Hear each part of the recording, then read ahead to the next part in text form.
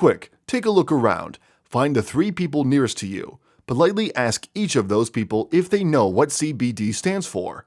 Pause for confusion. Though most people have heard of CBD and perhaps have even tried it, they may not know exactly what it is or what it stands for.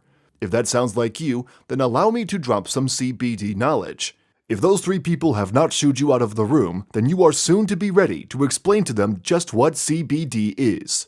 CBD stands for cannabidiol. It is a chemical that is found in marijuana and is extracted from the Cannabis sativa plant. Another set of initials, THC, stands for tetrahydrocannabinol. It is also a chemical that is found in marijuana. THC is responsible for that feeling that folks get when they smoke, vape, or eat THC.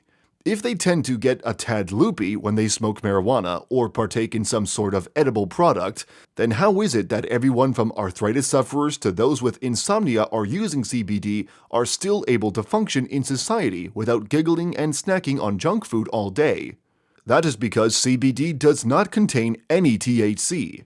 What this means to the layperson is that pain sufferers can use a topical CBD product or inhale CBD oil as a vapor to seek relief without the intoxicating effects that most people would associate with THC use. This is why you can pick some up at any drugstore or grocery store without having to worry about ending up in handcuffs. Though it is a fairly safe product, there are a few concerns surrounding CBD.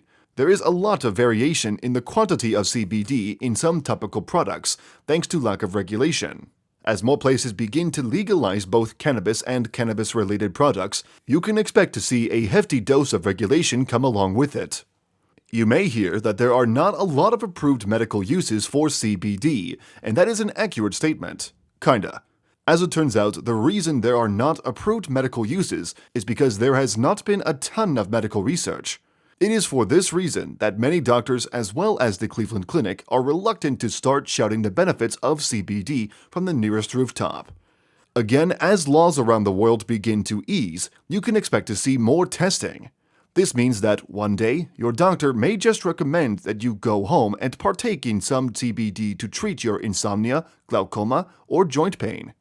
Now that you know that CBD is short for cannabidiol, use that piece of trivia to impress some friends today. Of course, that will only work if you run in a crowd of people who are easily impressed.